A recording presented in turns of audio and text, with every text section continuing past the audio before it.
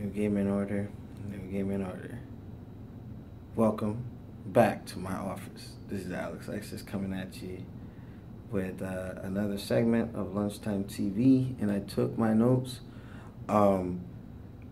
I want to say Sony ponies beware. Who came up with Sony pony? Like, by definition, with Sony pony, when you say something against Sony, they're blind to logic and will defend them at all costs, even if they're wrong. I saw some other YouTubers who are pretty much slamming Sony for what I'm going to talk about. And in terms of, one thing I will say, when Microsoft messes up, new gaming order staffs, hit them up real good.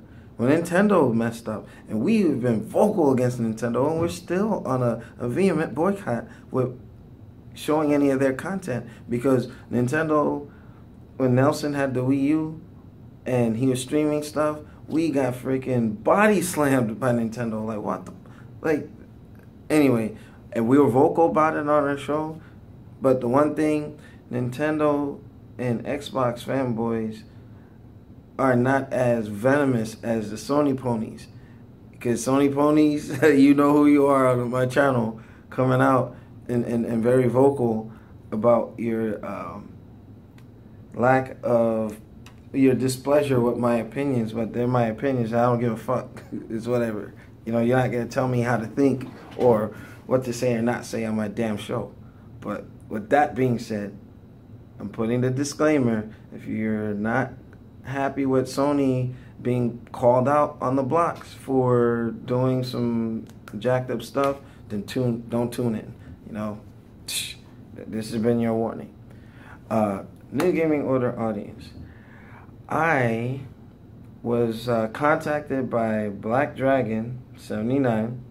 He trolls me a lot. He's been a valued viewer for some time now, and he and I go back and forth in reference to our opposing views on Microsoft, Sony, the debates and things like that. But the one thing I do give Black Dragon, he calls it like he sees it. It's like, as much as he prefers Sony, just like some of our staff members, he prefers Sony, but he's logical about the damn stuff.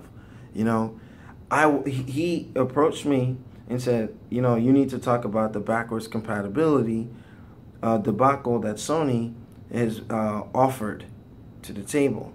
Now, I told him on Facebook, I am reluctant to do this because you already know I'll be in hot water with the Sony ponies, because it's those guys are going to defend it even if they're being ripped off, bent over somebody's office table, having their hair pulled back, and going to town with no loop.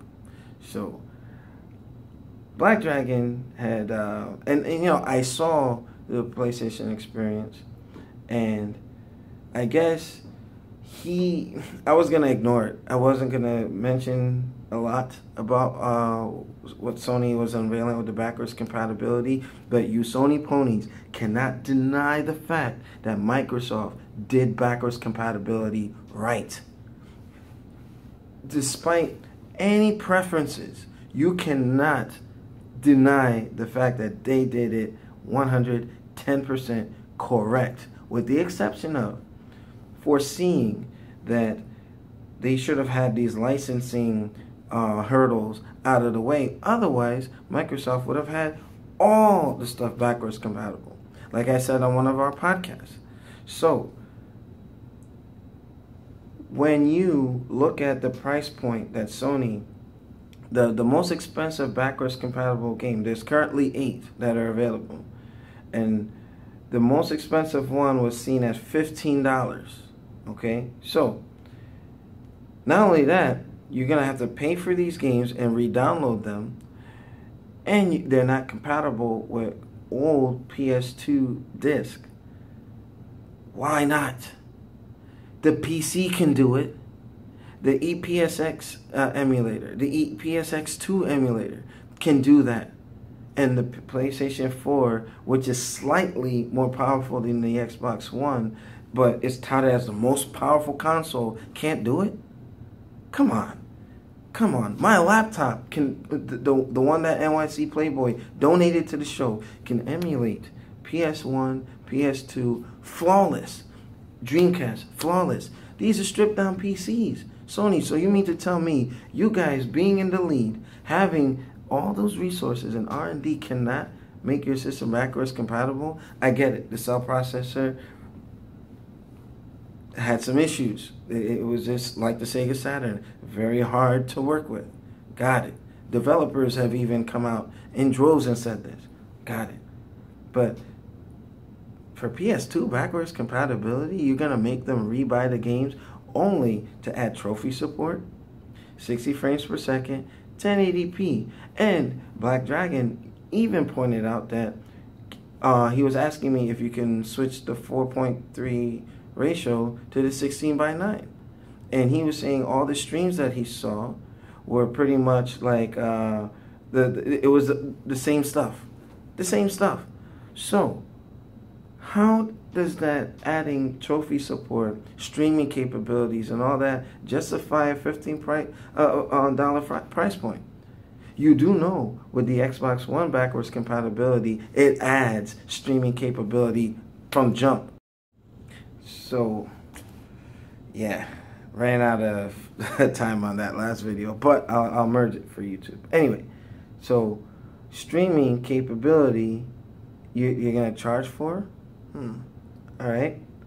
Trophy support, you're going to charge for? It's free with the Xbox backwards compatibility, and you can use the Xbox One disc. My Gears, you know what? My library expanded. I got almost like 20-something games on top of my Xbox One games. And guess what? The Gears of War saga that I had, I was able to take that, install on my Xbox One, and let my brother-in-law play. It's not that hard. Or, you know what? Maybe to play devil's advocate. Sony, if you're having trouble doing it, at least explain it. Tell us why you can't do it. Then and make it more digestible. Because you got a lot of your Sony ponies being pissed off at you, Sony. Like, wow. So if Brother Natural and a couple other people who've been hitting me up want to white knight this, make sure you have a strong argument. This is like bad. That's bad. And here's the thing too. Microsoft, and I think just in general, any of the three companies who have sought a lead or saw a lead, the next time around somehow messed it up. You have Microsoft who won the last console generation, right? And if you Sony ponies don't believe me, go do your research. Matter of fact, I'll stick a link in the description, because the PS3 only started outselling the Xbox 360 towards the end of the life cycle when we knew we were transitioning to 8th gen. So, whatever. But Microsoft got arrogant and paid for it. Don Matrick, that freaking jackass. Glad he's gone. So Microsoft is humbled. They had to take a knee, got the wind knocked out of them. They're not going to catch Sony. Fine. But now Sony's in the lead once more, returning to their PS2 glory. And because they're such in a comfortable lead, they're not trying as much. They're not putting out first-party AAAs. There's backwards compatibility. They're going to milk the hell out of you. Well, it's not backwards compatibility. It's digital reselling. Let's be frank with that. Digital reselling, right? And the Sony ponies will say, yes, they're doing a wonderful thing. Please justify this. Give me a valid reason why this is okay. Sony is raping your pockets. And with the large install base, they're going to make money. They're going to make money. And the funny thing about it, when they see that they're making profits, you think they're going to stop? No. Microsoft did this the right way. And again, how do you justify this? You can't. You can't.